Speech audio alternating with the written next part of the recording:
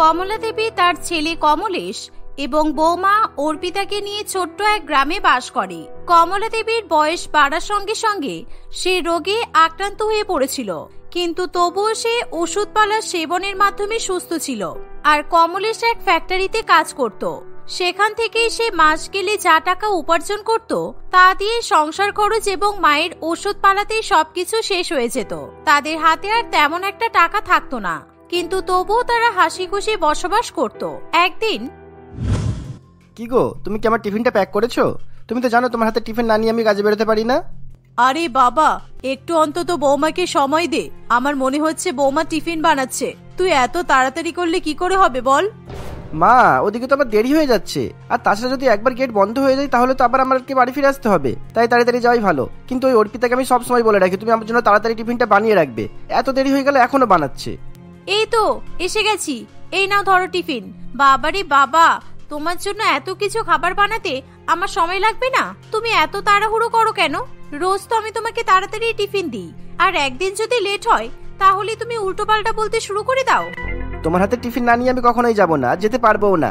আর তাছাড়া তোমার হাতের খাবার ছাড়া বাইরের খাবার খেতে একদমই ভালো লাগে না। তুমি কত সুস্বাদু করে খাবার বানাও বলো তো, তাই তোমাকে এত বেশি ভালো লাগে। হ্যাঁ খোকা, তুই কথাটা কিন্তু একদমই ঠিক বলেছিস। বৌমার হাতের খাবার খেয়ে মনে হয় যেন অনেক বড় রেস্টুরেন্টের খাবার খাচ্ছি। আমার তো খুবই ভালো লাগে, আর তার সাথে সাথে খোকারও অনেক ভালো লাগে। আচ্ছা, তাহলে তুমি আমার খাবারের প্রশংসা করছো। এখন তোমার দেরি হচ্ছে না, তাই তো? আমি যখন টিফিন নিয়ে আসছিলাম না তখন তো তোমার দেরি হয়ে যাচ্ছিল, আর এখন তুমি দাঁড়িয়ে দাঁড়িয়ে কথা বাড়াচ্ছ। ও তাই তো, আমি তো ভুলেই গিয়েছিলাম। আচ্ছা মা, আমি তাহলে বেরোলাম। অর্পিতা, এসে কিন্তু আমি তোমার হাতে ডাল ভাত আর আলুর তরকারি খাবো বলে দিলাম। আচ্ছা ঠিক আছে, আমি তোমার জন্য তাই বানিয়ে রাখবো। যাও এবার। এই শুনে খুশি মনে কমলেশ কাজে বেরিয়ে যায়। অন্যদিকে অর্পিতা আবার বাড়ির কাজে ব্যস্ত হয়ে পড়ে।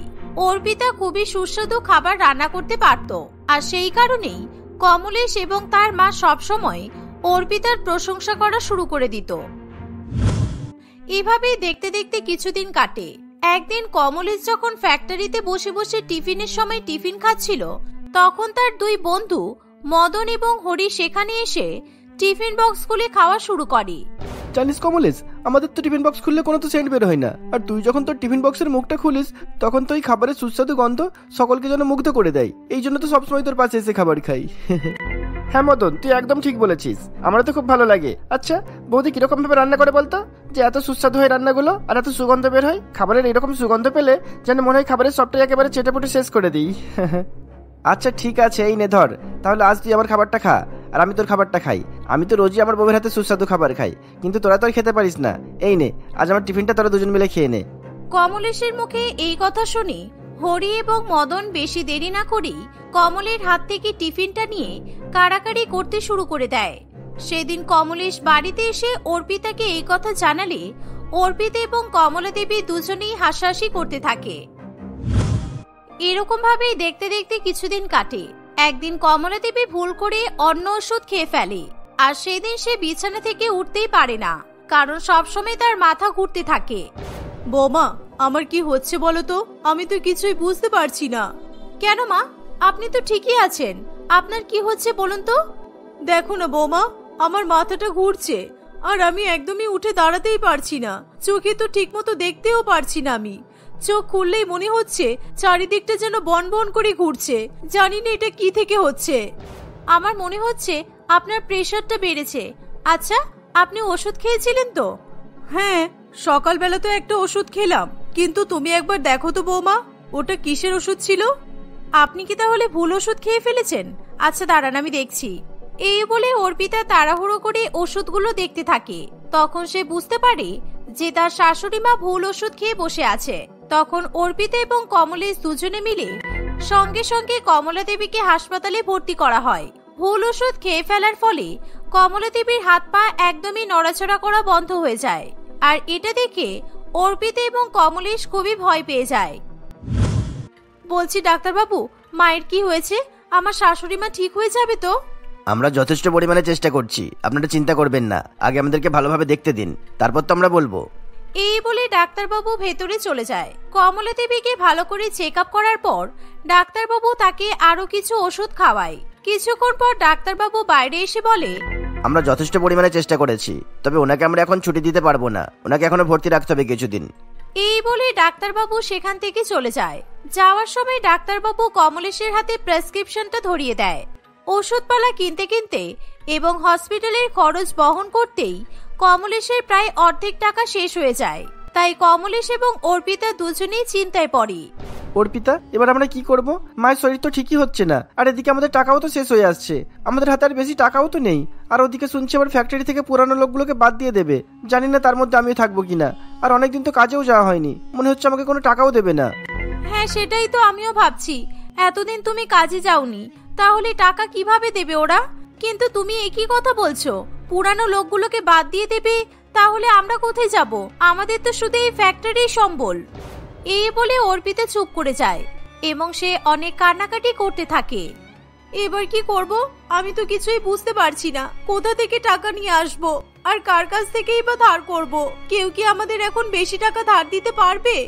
আমরা যদি কারোর থেকে বেশি টাকা ধার চাই, তাহলে তো কেউই আমাদেরকে দেবে না, কারণ তারা জানে আমরা হয়তো আর মেটাতে পারবো না। এটা ভেবেই কেউ হয়তো ধার দিতে চাইবে না।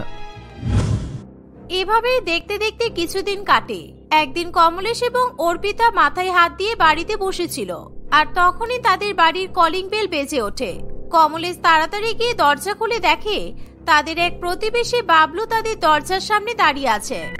কমলেশ, বলছে একটা কথা ছিল, আমি তো একবার কাজে ঢুকে পড়লে আর বের হতে পারবো না, এখানে আবার ভাই আমাকে টিফিন বক্স দিয়ে যাবে, ওটা একটু তুমি নিয়ে আমাকে ভিতরে দিয়ে আসতে পারবে?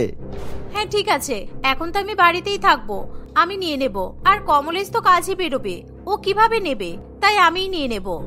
অর্পিতার মুখে এই কথা শুনে বাবলু খুবই খুশি হয় এবং সে নিজের কাজে চলে যায়।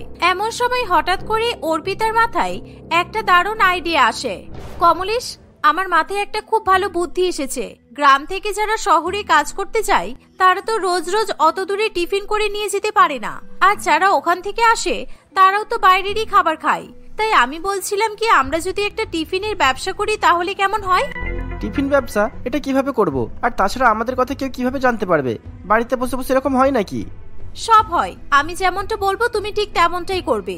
আমি বাজার থেকে অনেকগুলো টিফিন আর খাবারের যাবতীয় মাল মশলা কিনে নেব। তারপর কি কি খাবার পাওয়া যায়, কিরকম কি দাম, আর সকালের খাবার, দুপুরের খাবার, রাতের খাবার সবকিছুই একটা কাগজে লিখে সেই কাগজটা ছাপাতে হবে। আর অনেকগুলো কাগজ প্রিন্ট করে চারিদিকে দেওয়ালে লাগিয়ে দেবে। একটা ফোন নাম্বারও দিয়ে দেব, সেই নাম্বারে ফোন করলেই যেন আমাদেরকে পাওয়া যায়। এভাবেই অর্পিতা কমলেশকে সমস্ত কিছু বুঝিয়ে দেয়। পরের দিন অর্পিতা এবং কমলেশের কাছে যা টাকা ছিল সেই টাকা দিয়ে তারা অনেকগুলো টিফিন বক্স এবং খাবারের প্রয়োজনীয় জিনিসপত্র কিনে নিয়ে আসে। সেই সাথে তারা তাদের টিফিন ব্যবসার বিজ্ঞাপন চারিদিকে ছড়িয়ে দেয়। কিছুদিনের মধ্যেই অনেক দূর দূর থেকে তাদের কাছে ফোন আসতে থাকে। একদিন, হ্যালো, হ্যাঁ আমার নাম কবিতা, আসলে আমি আপনাদের কাছ থেকে টিফিন নেব, সেই জন্যই ফোন করলাম। আমার টিফিনটা কিন্তু গ্রামের ওই রাস্তার মোড়ে পৌঁছে দিতে হবে। আমি ওখান থেকে গাড়ি ধরেই মেন রোডে আসি, মেন রোড থেকে বাসে করে শহরে আসি, আর সেই জন্য প্রত্যেকদিন আমাকে তাড়াতাড়ি করে বাড়ি থেকে বেরোতে হয়। আর আমার মা আমাকে খাবার বানিয়ে দিতেও পারে না, তাই আমি আপনাকে ফোন করেছি আপনার কাছ থেকে প্রত্যেকদিন টিফিন নেব বলে। হ্যাঁ হ্যাঁ, আপনি একদম চিন্তা করবেন না, আমি আপনার খাবার রাস্তার মোড়েই পৌঁছে দেব। আর বলছি যে আপনাদের একটা টিফিনের দাম কত? আপনি আমাদের এখানে যা খাবার অর্ডার করবেন তাই খাবারই পাবেন, খুবই সুস্বাদু আর বেশি দামও নয়। একটা টিফিনের দাম মাত্র 100 টাকা। অর্পিতার এই কথা শুনে তার নতুন গ্রাহক কবিতা খুবই খুশি হয়। গ্রাহকের কথা মতো অর্পিতা সমস্ত খাবার টিফিনে ভরে দেয় এবং টিফিনটা কমলেশের হাতে পাঠিয়ে দেয়। কমলেশ রাস্তার মোড়ে কবিতার হাতে টিফিন বক্সটা দিয়ে দেয় এবং কবিতা তাকে 100 টাকা দেয়। এভাবেই দেখতে দেখতে কিছুদিন কাটে। আস্তে আস্তে তাদের টিফিনের ব্যবসা চারিদিকে ছড়িয়ে পড়ে আর তাদের খাবারেরও অনেক নামডাক হতে থাকে। যারা যারা তাদের কাছ থেকে খাবার নিত তারা সকলে আরো বাকিদেরকে খাবার অর্ডার করার কথা বলে এবং তারাও অর্পিতার কাছ থেকে খাবার নিতে শুরু করে দেয়। এভাবে টিফিনের ব্যবসা করে তারা বেশ ভালোই নাম অর্জন করে ফেলে। অর্পিতা, আমি তো কোনোদিনও ভাবিনি যে তুমি এরকম একটা কাজ করবে। আজকে তোমার জন্য আমাকে সকলে চিনে ফেলেছে, আর আমি যার কাছে খাবার দিতে যাচ্ছি সেই আমার প্রশংসা করছে এবং তার সাথে সাথে তোমার হাতের খাবারেরও অনেক প্রশংসা করছে, আর এটা শুনে আমি অনেক খুশি হচ্ছি। আমি তো তোমাকে বললাম একবার কাজটা শুরু করি, দেখবে আমাদের হাতে অনেক টাকা আসবে। আর এখন তো আমাদের কোনো চিন্তা নেই, আমরা এখন মাকে ভালো করে সুস্থ করে বাড়িতে নিয়ে আসতে পারবো। আর বাড়িতেও আমাদের কোনো কিছুর অভাব থাকবে না।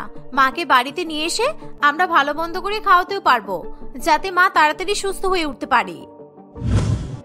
এই বলে অর্পিতা এবং কমলেশ সেদিন দুপুর বেলাতেই কমলা দেবীকে হসপিটালে দেখতে যায়। তখন কমলা দেবী অনেকটা সুস্থ হয়ে ওঠে। ডাক্তারবাবু তাকে ডিসচার্জ করার সিদ্ধান্ত নেয়। অর্পিতা এবং কমলেশ কমলা দেবীকে বাড়িতে নিয়ে আসে। বাড়িতে আসার পর কমলা দেবী তার বৌমার টিফিন ব্যবসার কথা শুনে খুবই খুশি হয়। সত্যি বৌমা, আজকে আমি অনেক খুশি।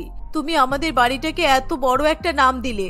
এতদিন পর্যন্ত আমাদের কোনো অভাব ছিল না ঠিকই, কিন্তু এখন তো দেখছি তুমি আরো কিছুরও অভাব রাখলে না। ওরে বাবা, এ কি, তোমরা আবার আমার জন্য এত ফল পাকড় কিনে রেখেছো? হ্যাঁ মা, আমি আপনার জন্য সবকিছুর ব্যবস্থা করে রেখেছি। আপনার আর কোনো অসুবিধা হবে না। আর আপনার যখন যা লাগবে আপনি শুধু একবার আমাকে বলবেন, আমি আপনার সামনে নিয়ে এসে হাজির করে দেব। এভাবেই অর্পিতা এবং তার পরিবার খুশি হতে থাকে। সেদিনের পর থেকে অর্পিতা এবং কমলেশ তাদের টিফিন ব্যবসা বন্ধ না করে তারা একই রকম ভাবে সকলের কাছে টিফিন পৌঁছে দিতে থাকে। এভাবেই তারা সুখে শান্তিতে সংসার করতে থাকে।